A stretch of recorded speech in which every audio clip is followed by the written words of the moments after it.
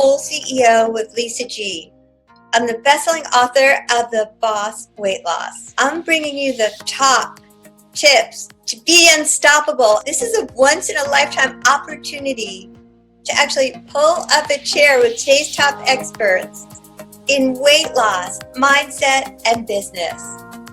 Learn our top tips to set you up for success so that you can have more energy, be fit and resilient, and feel unstoppable.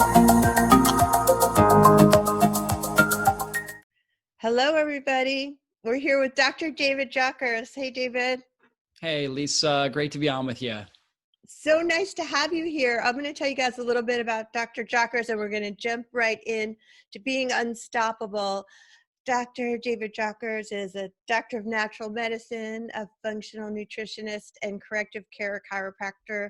He currently owns and operates Exodus Health Center in Georgia and runs one of the hottest natural health website, drjockers.com, which has gotten over 1 million monthly visitors.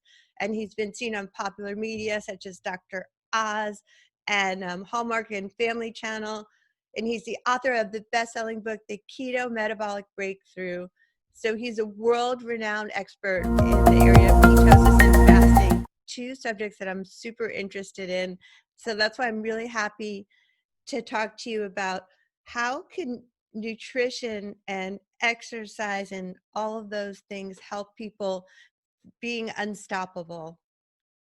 Well, for sure. Well, I think being unstoppable starts with your mindset and really just having a big why that makes you cry. That's what I tell people all the time. So you need to have something just beyond yourself that really drives you on a daily basis, right? So once you figure out that why, then, you just start putting the pieces together. And nutrition is so important because, in a sense, you are what you eat and what your body absorbs. And that's what makes the raw material in your system. And so we've got to eat pure, nutrient-dense, life-giving food.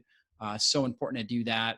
And, we've got to move our bodies. So we actually produce energy through movement. Most people don't realize this, but, we think that eating gives us energy. But if you think about Thanksgiving, right, you can eat this big, huge meal. And then how do you feel? You feel like you just want to lie on the couch, So let's give some hacks bit by bit about I love the piece of the why. So finding your cry why is super important. Exercising is super important. Feeding your body the right things. So specifically, what would you recommend to people? I know you're a keto and intermittent fasting expert, which I am a huge fan of. So what kind of nutrition can give people the energy that they need once they know their why? So things happen in life to all of us. So how can nutrition help with just bouncing back and being unstoppable? Yeah. So one big thing that really affects our mind, our emotions, and our energy is blood sugar imbalances. So when we're eating foods that are higher in carbohydrates, particularly simple carbohydrates, but really all carbohydrates other than fiber, it's going to throw off our blood sugar, and we're going to have high and low blood sugar. And that's going to end up causing emotional imbalances. We're going to end up causing more brain fog and inflammation throughout our system. And so prioritizing healthy fats, making sure every single meal has healthy fats. And by healthy fats, I mean things like avocados, olives, olive oil, grass-fed butter, right? I like to put that in my coffee, some healthy fats. Yeah, exactly. So you get the healthy fats in there. Coconut oil is another really good one. Just making sure you always have healthy fats. Healthy fats, and that can just give you the brain fuel that you need to keep your blood sugar levels even, so that if something happens and let's say you're going along and things don't go the way that you wanted, you're just not going to be as emotionally reactive because you're eating healthy food. Because your blood sugar is more stable. See, when your blood sugar's off, your blood sugar goes up and then it drops way down. And when it drops way down, it sends a panic button to the body because the body says, I don't have enough sugar to fuel the brain. And so you release all these stress hormones, including adrenaline. And that gives you more of kind of this, fight or flight response. And you can get very, very hangry, very emotional and anxiety, right? A lot of different issues like that. And so getting those good fats into your diet, and then also hydrating well outside of meals. Oh yeah, I love that too. You're well hydrated, making sure you've got enough minerals. You can even take a little bit of salts and put that on your tongue. So important for emotional balance, right? For mental resilience, right? So you can handle the stresses of the day and keep moving forward. So prioritizing, getting those healthy fats in, eating nutrient dense foods. I'm a huge fan of getting a lot of vegetables, healthy grass-fed organic meats when you're eating. And then when you're not eating, making sure you're hydrating, okay? And if you're hydrating well and you're still feeling just a little bit down, take a little bit of salts. Water and electrolytes actually help provide energy for our system. So water and electrolytes run the nervous system. And when we fast, right, or we're going periods of time without food, as long as we've got the hydration and the electrolytes, that can actually serve as a great energetic fuel and help you run really, really clean and really strong and very emotionally balanced and mentally resilient. I love it. Thank you for all that. So, in addition to the mental bonus of the fasting is giving you the even kill mental blood sugar levels where you're not being as reactive to stuff. Mhm. And I love the fact that you're going to become then a fat burner rather than a sugar burner. So, it's going to give them added weight loss benefits too, right? Mhm. Oh yeah, absolutely. Yeah. So when you fast, and when you're on this lower carbohydrate diet and eating these healthy fats, you actually teach your body to start burning fat for fuel. See, we've got this critical hormone called insulin. When insulin's high, we store fat. When insulin's low, we burn fat. And so we're on this lower carb diet when we're fasting, we insulin lowers, and now our body says, okay, I can use these fatty acids for fuel. We start burning fat, which obviously gives us that advantage where we become just a great fat burner. We get to our optimal weight, but also on top of that, those healthy fats, using that for energy, produces these amazing molecules called ketones, which dramatically reduce inflammation in our body. And they actually help turn on healthy genes in our brain that give us greater mental resilience, greater ability to bounce back from stress, and just greater cognitive processing speed. So you're able to think sharply and quickly and remember quicker when you've got these ketones elevated in your system. I love it. So, in addition to being more resilient, losing weight, you're going to be aging better and having less inflammation, which is a precursor for many of the diseases that are taking people down in our society today. So, anti-inflammatory diet. Um, do you want to speak to that a little bit? How important that really is?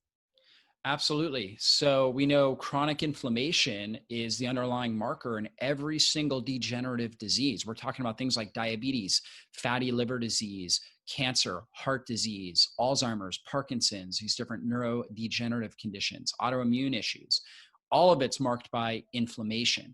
And so when we eat a diet that helps keep inflammation under control, we obviously are moving, we're taking a huge step forward in preventing these sorts of diseases. And so the diet I talked about, making sure we've got those healthy fats in there, making sure we're not eating all the time, that we're taking breaks between meals and applying intermittent fasting. And on top of that, make sure we're hydrated. And when we do eat, we're eating really nutrient dense foods, healthy grass-fed organic meat products, lots of non-starchy vegetables, herbs, using things like basil, oregano, thyme, different things like that. All super, super important that we're consuming these types of foods. So, and that's going to provide that anti-inflammatory template to where our bodies are going to, again, be more resilient. And I think, just like you talked about, how do we become unstoppable? When I think about unstoppable, I think about resilience. Resilience means you're going to have stress. Tough things are going to happen, but you know what? It may stop you for a second, but you just keep going, right? You just keep moving right through it, and you're able to handle it, bounce back, recover, and respond to it. And that's really what this sort of diet will allow you to do. Resilience, that's such a great word. That's been one of my keywords that I'm using. And I've definitely been through so many things, and that's what inspired me to do this podcast of just the ups and downs of being an entrepreneur. And I've been getting such great results with people doing the intermittent fasting and the keto type diet. I'm not 100% keto myself because I'm more gluten free. I'm really into that and just a low carb diet. And that is what works for me and for many people that I work with. But I know you're the expert here, and I know you have so much great content out there on keto and intermittent fasting. So I know, like, let's just say someone wants to get started. What window? Because in the intermittent fasting, you're either in your fed state or your fasted state. Yep. You want to get to all these amazing benefits from the low carb, keto, and intermittent fasting. Where does one start? With what Oh, great window, question. rather? I always tell people you start by making the diet changes. Three big changes: take out sugar and grains. Okay.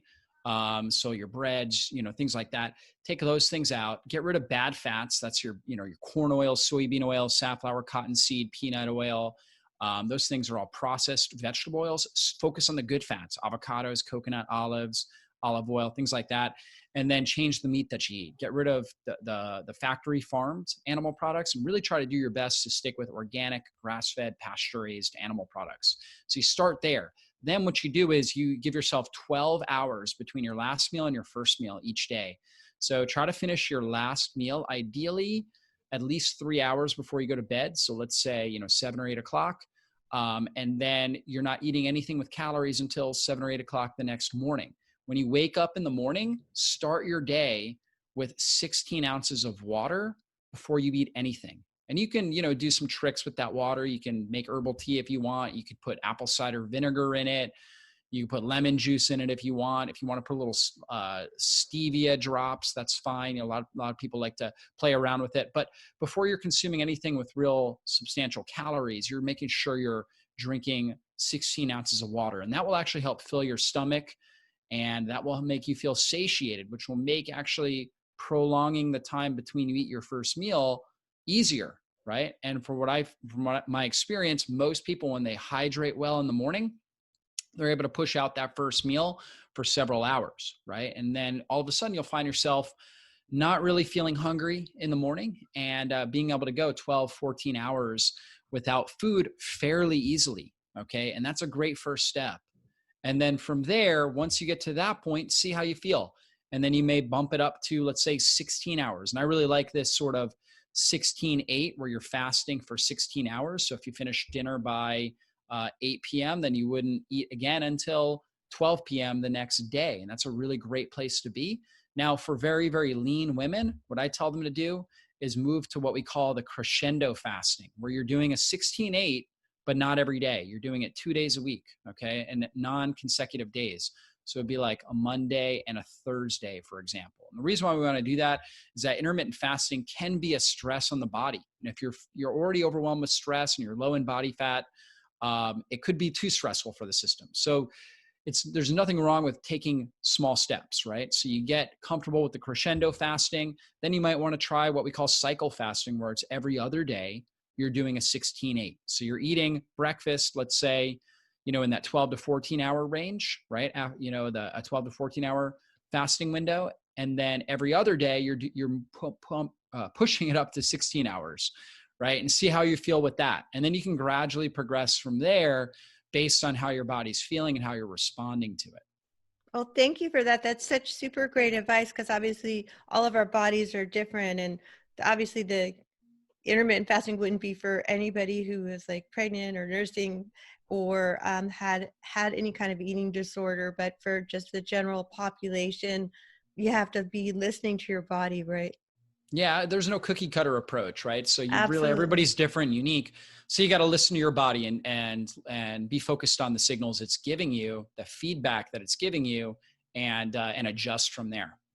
Okay, well, finally, I just wanted to ask you one more question, because I was reading this blog about magnesium that you wrote, and just thought I would end with the importance of having enough magnesium in our body. Absolutely. Magnesium is so important, plays a role in over 300 different physiological mechanisms within our system. And really, magnesium is to our body what oil is to a car, meaning we're constantly going through it. The more stress you're under, the more magnesium you're going to use up.